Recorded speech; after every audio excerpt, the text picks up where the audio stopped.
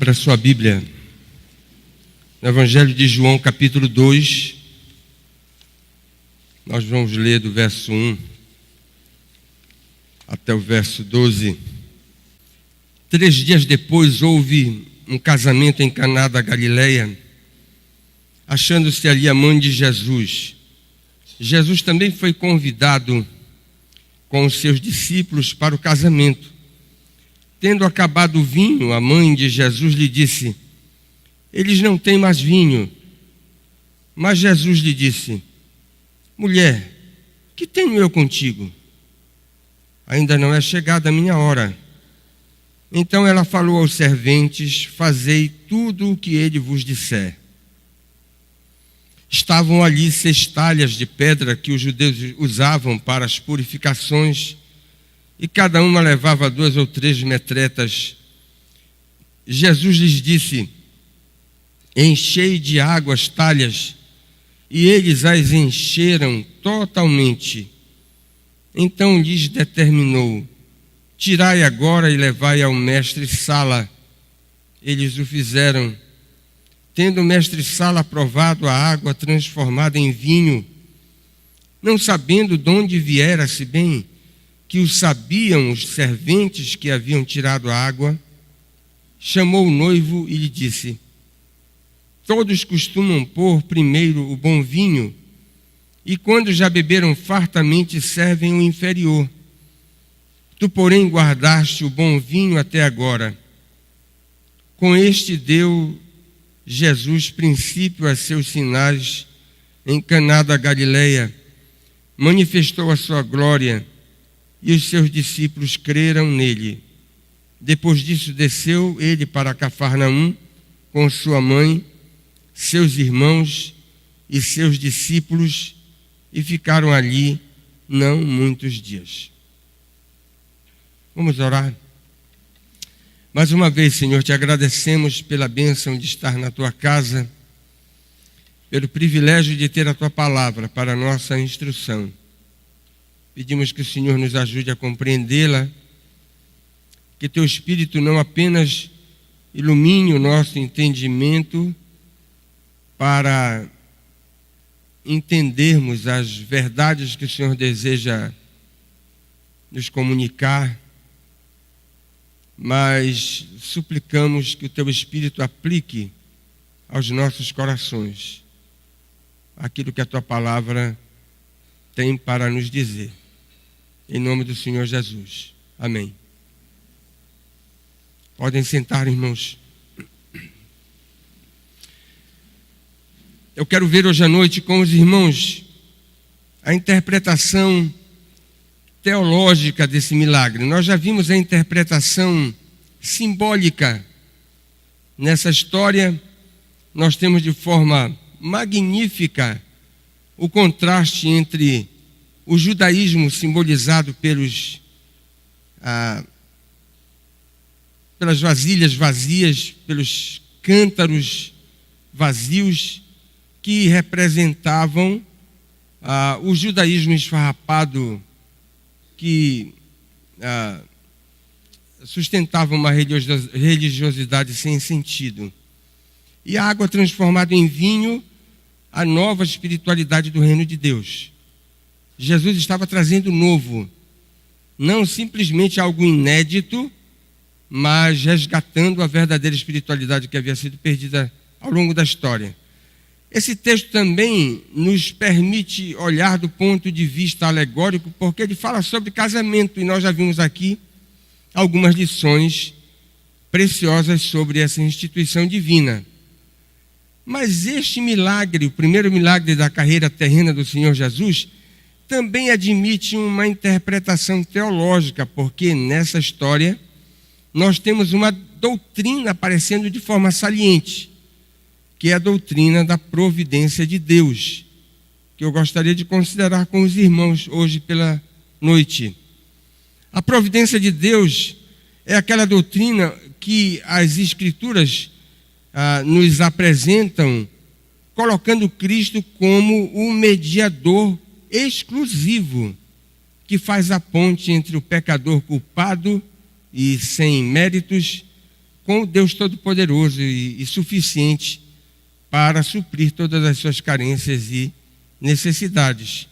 Na verdade, é essa doutrina que faz com que o mundo continue funcionando, que faz com que os incrédulos continuem vivendo e faz com que os crentes possam dar testemunho da sobreexcelente graça que eles experimentam a cada dia, privando da especialíssima comunhão com o Deus Todo-Poderoso.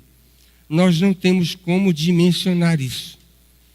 Pecadores como somos, todos os dias temos o privilégio de ter comunhão com o Altíssimo, com aquele que é o Criador de todo esse universo, sem existir em nós qualquer espécie de mérito ou crédito que pudesse possibilitar a nossa comunhão com aquele que é o Criador de todas as coisas.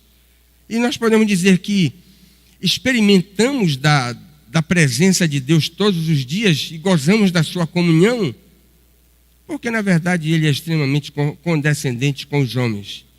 É condescendente com os incrédulos e também condescendente com aqueles que são seus servos. Eu quero destacar alguns aspectos da doutrina da providência que aparece aqui nessa história.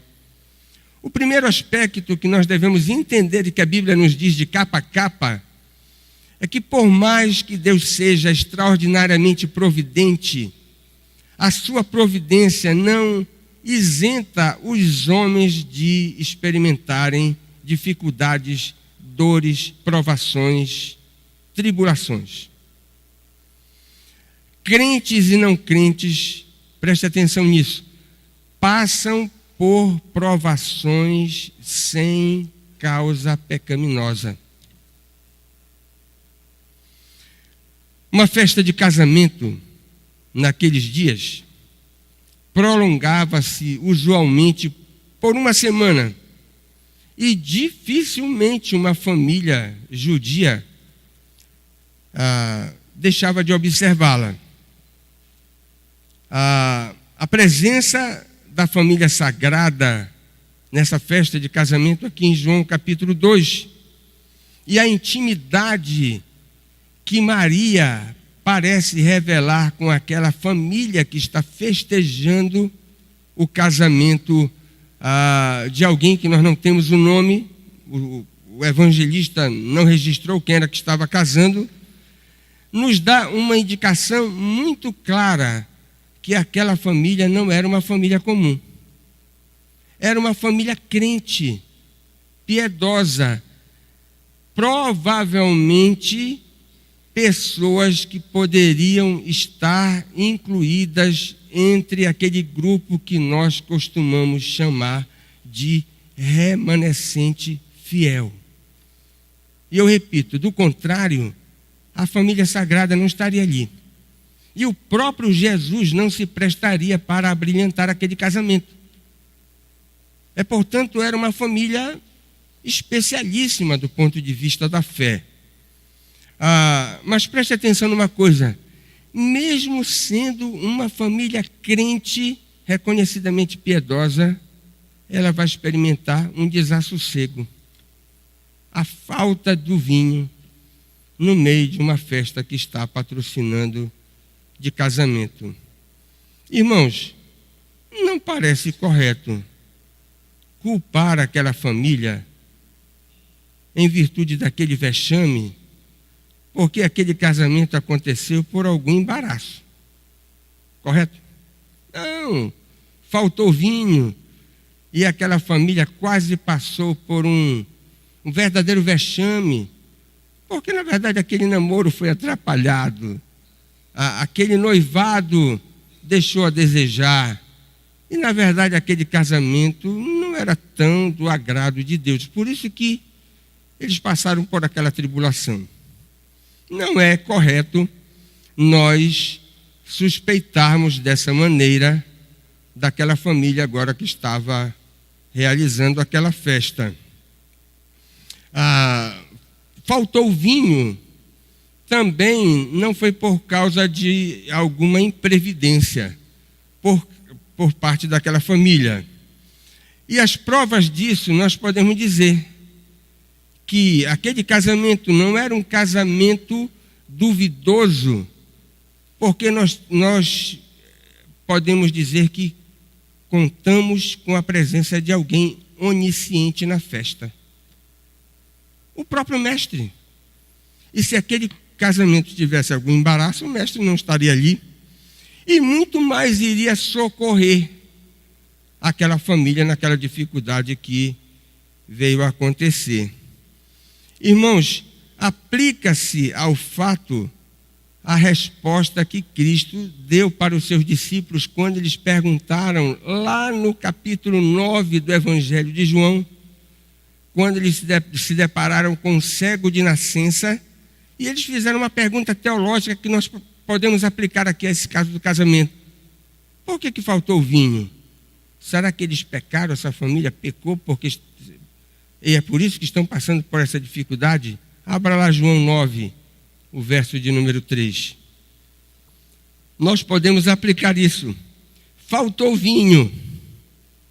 Não foi porque o noivo pecou. E nem a noiva também. E nem porque os pais estavam em pecado. Faltou vinho para que a glória de Deus se manifestasse. Essa é a conclusão. Irmãos, preste atenção nisso. Há muitas e muitas dificuldades que crentes experimentam e que nós podemos dizer são provações, são dificuldades, são tribulações sem causa pecaminosa. E por que Deus permite que crentes passem por dificuldades e passem por sofrimentos?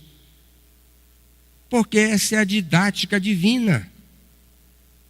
Existem determinadas lições na vida espiritual que nós só vamos experimentar debaixo do calor da provação. Agora, nós queremos aprender essas lições no calor da provação? Claro que não. Mas quando nós temos bonança, quando o tempo está bom, o nosso espírito não está atento para aprender essas lições. Então lá vai um foguinho para você, né? Para fazer com que você experimente alguma dificuldade, a fim de que seu espírito agora se mostre aguçado para perceber aquilo que Deus quer falar com você. Que na tranquilidade os seus ouvidos parecem estar tapados. Então essa é a maneira porque Deus permite que muitas vezes crentes experimentem dificuldades sem causa pecaminosa e dificuldades que às vezes nós não observamos na vida daqueles que são incrédulos. Basta que nós lembremos do caso de Jó. E nós não podemos aqui fazer, às vezes, dos amigos de Jó, dizendo que faltou vinho na festa de casamento porque aquela família estava em pecado. Né? Seria um grande equívoco da nossa parte se nos comportássemos dessa maneira. Irmãos, a segunda lição que nós aprendemos aqui sobre a providência divina é que a providência não isenta os crentes do exercício da fé. E aqui tem uma chave muito importante do ponto de vista prático para nós lidarmos com Deus nas nossas dificuldades. Porque esse milagre, ele nos ensina que duas coisas são necessárias para que nós exercitemos essas virtudes quando estivermos passando por dificuldades. Você quer exercitar a fé? Você tem que combinar duas coisas. Preste atenção, exercitar a fé significa depositar confiança. E exercitar a fé tem a ver com obedecer, prestar obediência. Exercício da fé sem o depósito da confiança e sem a disposição para obedecer não é exercício de fé. Nós temos nessa história uma belíssima ilustração sobre o exercício da fé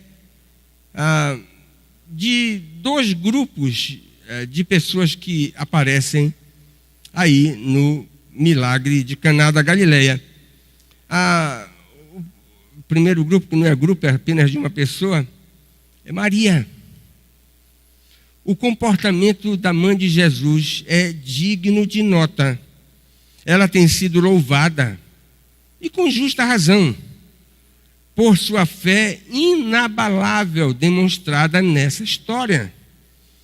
Mesmo sendo gentilmente corrigida, a mãe de Jesus continuou a sua caminhada sem ficar milindrada com o discreto puxão de orelha que o Salvador deu na sua genitora, que não compreendeu que agora ele estava num outro estágio da sua vida.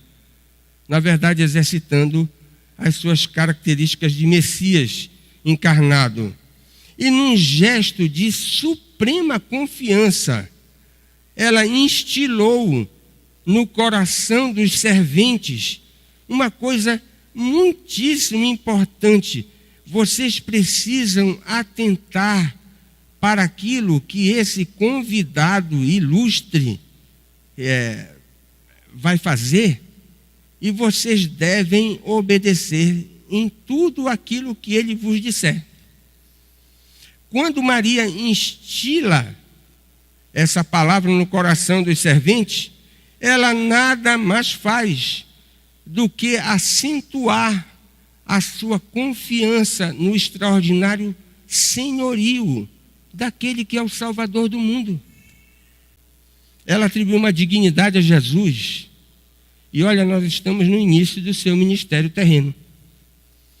Uma dignidade que ninguém ainda tinha proclamado. Só os anjos, por ocasião do Natal. E quem seria aquele candidato, ou aquele convidado, merecedor de ser atendido em todas as suas exigências? Fazei tudo o que ele vos disser. Quem era esse convidado para ser atendido assim? E na verdade, por trás dessas palavras, Maria está dizendo: ele é o Senhor de todas as coisas. Estava depositando na pessoa do Mestre toda a sua confiança. Exercitar a fé é depositar a confiança naquele que pode realizar todas as coisas. Bem, nós temos o primeiro componente. Falta o segundo. Mas vejam aí no verso 7. Muito bem, você chegou à conclusão que você deve agora confiar exclusivamente naquele que é o Senhor de todas as coisas. Mas e se o Senhor disser, faça isso, o que é que você vai fazer? A prontidão dos serventes também deve merecer elogios, porque eles podiam ter ouvido da mãe de Jesus: façam tudo o que ele vos disser. E eles poderiam retrucar: por que nós devemos obedecer essa ordem? Por que nós devemos tratar esse convidado com tamanha dignidade? Por que nós devemos obedecê-lo? Mas os serventes não fizeram nada disso. E olha, presta atenção. Aqueles homens receberam uma tarefa, do ponto de vista braçal, uma tarefa árdua para realizar. Mas eles não titubearam. Eles obedeceram prontamente. A profissão de Jesus era de carpinteiro. Todos nós sabemos, e como candidato a rabi, ele ainda não tinha realizado qualquer feito extraordinário. E por que agora, no momento da festa, por ocasião da falta de vinho, esse convidado ilustre nos fala de água? O que é que ele tem para resolver? Como é que ele vai resolver essa dificuldade? Mas o texto diz que eles prontamente obedeceram às ordens do nosso Salvador. Se você quer exercitar a fé em um momento de dificuldade da sua vida, você tem que depositar confiança. E você tem que obedecer de forma incondicional. São duas coisas que estão inseparavelmente casadas. A doutrina da providência não age a favor daqueles que, no meio das dificuldades, ficam deitados numa rede, esperando que os anjos venham servir um suco de laranja, para que eles possam matar a sede. Terceira coisa que esse texto nos ensina, que a providência de Deus normalmente ela opera através de meios. Sabe uma grande pergunta que essa história suscita? Quando faltou vinho, o Salvador estava presente, e uma pergunta que vem à nossa mente: onde é que estão os odres vazios? O vinho era servido em odres, né, que eram recipientes de couro ou de barro, onde a bebida era agasalhada, e de acordo com a festa, o desenvolvimento da festa, os convidados eram servidos e esses odres ficavam secos, como de fato ficaram, e os convidados atestaram, portanto, um fiasco na festa, porque acabou a própria bebida que providenciava a recreação daqueles que haviam sido convidados. E preste atenção, quando nós perguntamos onde estavam os odres vazios, porque se o problema era para resolver a questão do vinho, e o Salvador estava presente, ele poderia, com uma palavra, ordenar que os odres vazios ficassem cheios novamente. Quem aqui duvida disso, levante a mão. Se tem coragem para isso. Ninguém, né? Só com uma palavra Jesus poderia dizer: fiquem cheios novamente, e a festa continuaria. Mas preste atenção, Jesus não fez isso. Ele achou por bem agir de outra maneira. E olha que coisa interessante, a semelhança daquilo que aconteceu na primeira multiplicação de pães e peixes. Ele poderia dizer assim: olha, que alimentos surjam do nada, ele era o criador de todas as coisas, ex nihilo, né? A expressão teológica que diz que Deus criou tudo do nada. Mas ele perguntou para os discípulos: o que é que vocês têm aí? E os discípulos disseram: nós só temos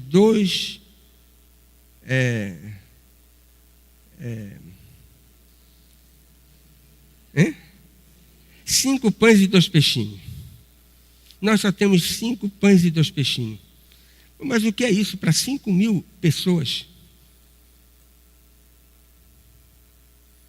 Mas Jesus vai agir multiplicando comida a partir de 5 pães e 2 peixinhos. Olha que coisa interessante. A lição envolvida aqui é que a providência divina geralmente opera a partir daquilo que os homens podem dispor,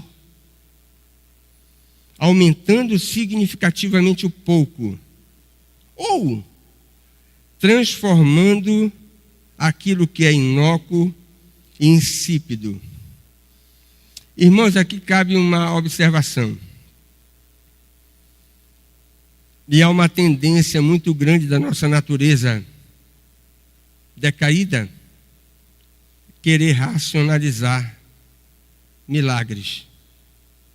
Se há alguma coisa que não se presta para ser colocada numa equação racional, minha voz já está falhando. Se há alguma coisa que não se presta para a gente colocar numa equação matemática, racional, nós podemos dizer que são milagres. Milagres não se prestam para serem interpretados de forma racionalista. E aqui eu queria citar um exemplo desse tipo de racionalização, com todo respeito. O grande escritor C.S. Lewis, interpretando essa história, disse: olha, o que Jesus fez foi simplesmente encurtar um processo natural que acontece todos os dias em muitas partes do mundo. E ele pergunta o seguinte: como é que nós chegamos ao vinho? Nós chegamos ao vinho quando a chuva cai do céu, molha a terra, e a parreira sorve essa água e transforma em seiva, e a seiva faz com que a planta gere um fruto, e o agricultor colha a uva, amasse a uva e produza o vinho. E o que Jesus fez foi simplesmente encurtar o processo. Num pequeno espaço de tempo, ele transformou água em vinho, mas não é assim que acontece na natureza. E eu posso dizer com todo respeito ao ilustre escritor, a sua tese está equivocada. A sua tese está equivocada. Jesus, na verdade, agiu através de meios, mas nós não podemos dizer que ele simplesmente encurtou o processo natural, porque, preste atenção, irmãos, milagres do ponto de vista bíblico não é o natural desconhecido, não é o natural encurtado. Se você quer um conceito de milagres nas Escrituras, e é isso que não cabe na cabeça dos racionalistas que inauguraram a era moderna e trouxeram um ceticismo sem tamanho que se espalhou pelo mundo, milagres são ações sobrenaturais da parte de Deus. Não é, Davi? O cientista está dizendo, está quase quebrando a cabeça. Milagres são operações sobrenaturais do poder de Deus. Milagres não são coisas naturais que nós desconhecemos, nem encurtação de processos naturais que nós não conseguimos fazer. Mas uma quarta lição da providência de Deus que nós temos aqui nessa história, e eu creio que você já deve ter experiência com isso. Irmãos, a providência de Deus é surpreendente. Ela é extraordinariamente surpreendente. E aqui eu queria fazer um desafio para os solteiros, não é? Eu gostaria que você dissesse assim: olha, eu quero casar bem, mas quem sabe a providência de Deus vai lhe surpreender, e você vai casar melhor do que você podia imaginar. Irmãos, com muita frequência, a providência divina, ela prega peças na gente. E eu pensei que ia comer no Natal um arroz com passas. Irmãos, me veio um peru, né? E o Paulo Maia me convidou para comer na casa dele um fazão. Eu nunca vi essa ave. Mas sempre eu falo de comida fina. Eu nunca comi fazão, não sei nem que cor é a carne, não é? Mas às vezes você pensa que você vai comer um bife acebolado, que já estava de bom tamanho, né? Já estava de bom tamanho. E você vai comer um peru com frutas. Muito mais daquilo que você poderia imaginar. Olha que coisa extraordinária. Preste atenção. Como é que você não pode ter no seu coração essa expectativa? Se nós estamos falando da providência divina, e a providência divina nada mais é do que a condescendência de Deus em nos colocar em contato com o seu poder. E preste atenção, quando nós nos colocamos em contato com o poder de Deus, como é que você quer prever as coisas? Contato com o poder de Deus nós podemos dizer que vai gerar em nós experiências imprevisíveis. Como é que você quer racionalizar isso? Experiências imprevisíveis. E uma coisa maravilhosa dessa história é que Jesus vai começar a sua carreira de milagres no seu ministério terreno, fazendo uma coisa inédita. Inédita. Ninguém na história bíblica transformou água em vinho. E pelo que se sabe, depois disso, ninguém fez também. Tem uma história na internet aí com um pastor presbiteriano. Mas não é verdade. Irmãos, a transformação de água em vinho é uma realização ímpar, singular. E é o bispo Riley quem nos diz isso. Em nenhuma parte da Bíblia nós lemos sobre qualquer profeta ou apóstolo que tenha operado um milagre segundo esses mesmos padrões. E olha que os apóstolos e os profetas do passado foram notáveis nas suas realizações portentosas, mas ninguém transformou água em vinho. Não somos informados, diz o bispo, de qualquer ação exterior que tenha precedido ou acompanhado a realização desse milagre. Segunda coisa, Cristo vai modificar a natureza do produto. A água é incolor, inodora e insípida. O cientista Davi sabe disso. Nem carbono tem, ele diz. A água é incolor, inodora e insípida. Cristo vai transformá-la em vinho, dando-lhe cor, aroma e sabor característicos.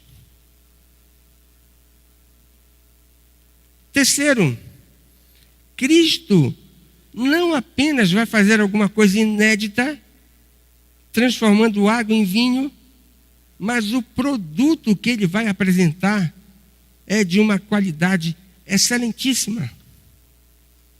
E uma outra coisa que nos vem à mente, será que nós devemos esperar coisas medíocres da providência divina? Se ela nos surpreende, ela vai nos assombrar também na qualidade do produto que vai nos trazer. O vinho novo é melhor, diz o texto. Irmãos, na linguagem oriental, o que os serventes disseram, olha, esse vinho é puríssimo, de excelentíssima qualidade, sem mistura. Não tem nenhum acréscimo, nenhuma adição de qualquer coisa que possamos imaginar. A situação inusitada causa espanto naquele que tinha a responsabilidade de conduzir a festa, que era o mestre-sala. E preste atenção, eram homens experientes nessa questão do serviço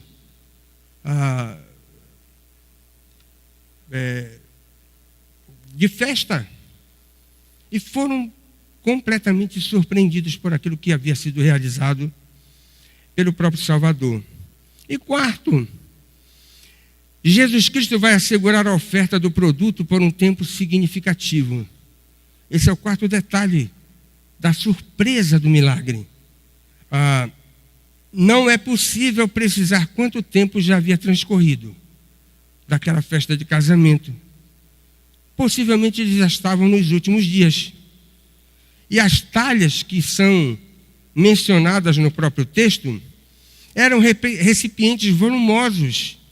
E o texto diz que naqueles recipientes nós poderíamos ter entre 80 a 100 litros de líquido.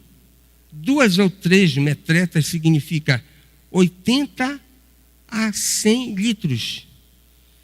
Significa que nós temos no conjunto todo na ordem de 500 litros de vinho de excelentíssima qualidade. Quem é que vai dar conta de tudo isso? Impossível. Se alguns dias só iriam decorrer para terminar a festa de casamento, aqueles convidados não iriam dar conta de tanto vinho espetacular, produzido pelo próprio Senhor.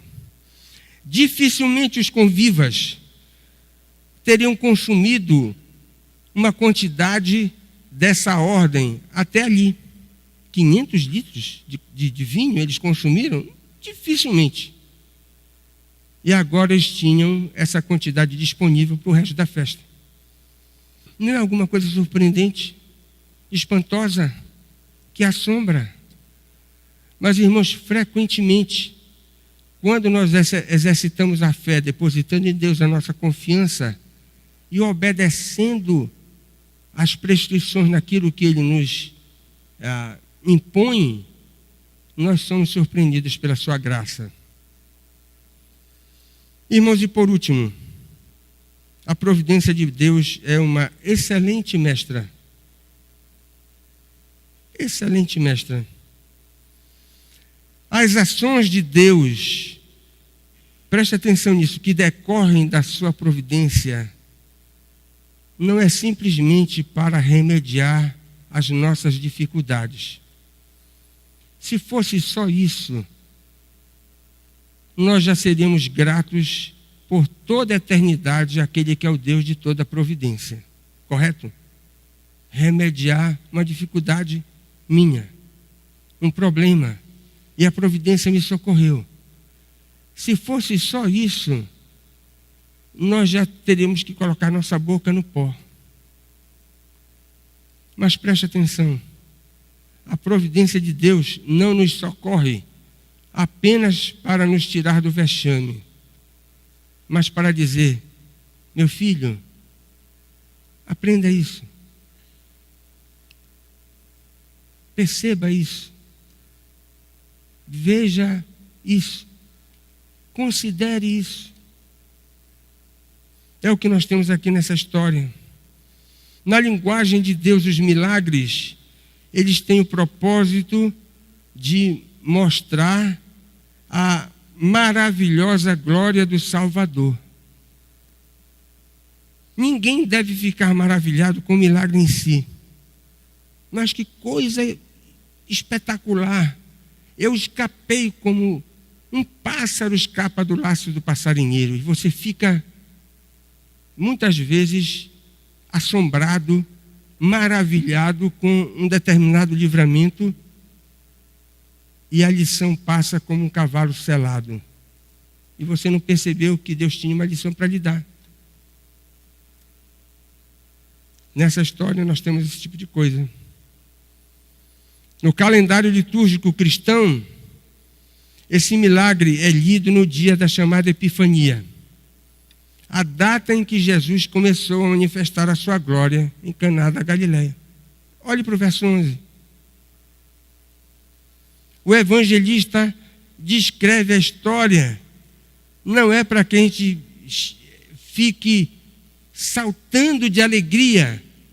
O Salvador transformou água em vinho. Isso é muito pouco, irmãos. É verdade, o Salvador transformou água em vinho e ninguém fez igual. Mas aquela história aconteceu para que os raios da sua glória pudessem ser percebidos por aqueles que estavam contemplando a sua majestade. E se nós deixamos de perceber isso, nós perdemos o melhor da história, da providência de Deus. Este sinal é uma manifestação da infinita condescendência divina para conosco. Preste atenção nisso. Ninguém poderia conhecer os atributos de Cristo se ele, na sua condescendência, não se dispusesse a revelá-los para nós. paulatinamente, para que pudéssemos compreender a majestade da sua pessoa. Os milagres não eram simplesmente obras poderosas, mas preste atenção nisso.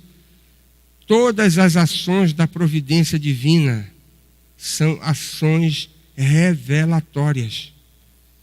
Tem o objetivo de nos ensinar alguma coisa. Apontam para além de si mesmas,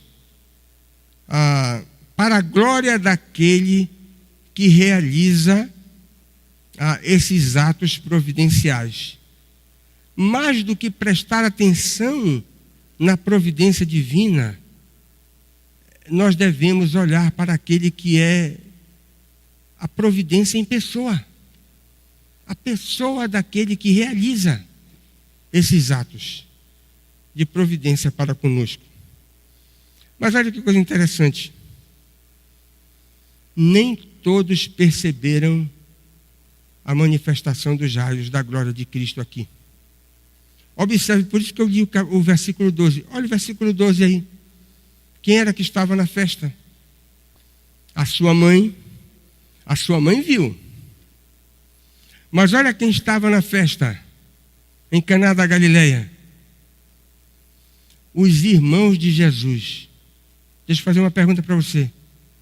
Será que os irmãos de Jesus viram os raios da glória de Cristo? Abra João capítulo 7. Veja o verso 5.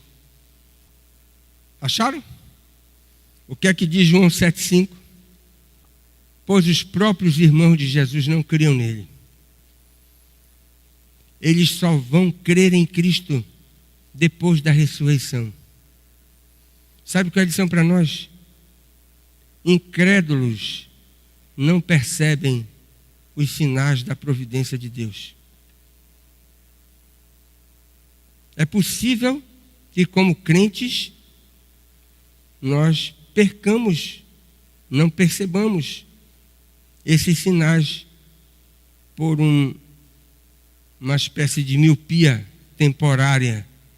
Crentes também, em alguns momentos, são incrédulos, né? Mas ímpios, gente em conversa, são incrédulos continuamente. Incrédulos não percebem os sinais da glória de Deus. Significa dizer que aqueles irmãos de Jesus, apesar de estarem na festa, eles não derivaram qualquer benefício espiritual daquilo que o Salvador realizou com tanta majestade, com tanta maestria, com tanto poder, para manifestar o seu poder. Deixa eu perguntar algumas coisas para você hoje à noite. Quem aqui conhece alguém que reclama de Deus quando está passando por dificuldades? Você conhece alguém que murmura e às vezes diz que a culpa é de Deus? Mas esse é um pecado terrível. Culpar a Deus pelas dificuldades pelas quais Ele nos permite passar. Segundo, você está passando por dificuldades, alguma provação? Está precisando exercitar a fé? Depositar a confiança no Altíssimo? Obedecer de forma incondicional? Levante a sua mão só no coração. Não vou pedir que você levante a mão aqui para ninguém ver, né? Mas se você está precisando da graça de Deus, da providência divina na sua vida, então preste atenção que você tem que cumprir a receita. Depositar confiança e obedecer de forma incondicional. Sem esses dois ingredientes, não tem como. Tem que obedecer. Tem que confiar. Isso é exercitar a fé. Você lembra de alguma ação maravilhosa, providencial de Deus na sua vida, na sua história como crente? Eu já estou aqui com as minhas duas mãos levantadas, né? Muitas vezes eu estava passando por uma situação difícil, complicada, uma sinuca de bico, e Deus foi extremamente generoso para com você. Ele agiu a seu favor de forma maravilhosa, como você nem imaginava. Talvez nem numa situação vexatória, né? Talvez nem numa sinuca de bico, né? Mas talvez numa coisa que você talvez pretendeu na sua vida, e você pretendeu comer um arroz agulhinha, e você comeu aquele outro tipo de arroz, que às vezes você nem encontra no supermercado, não sei nem qual é o nome daquele que é um escurinho, né? Suprassumo do arroz. Você pensou numa bicicleta e ele deu uma Ferrari, né?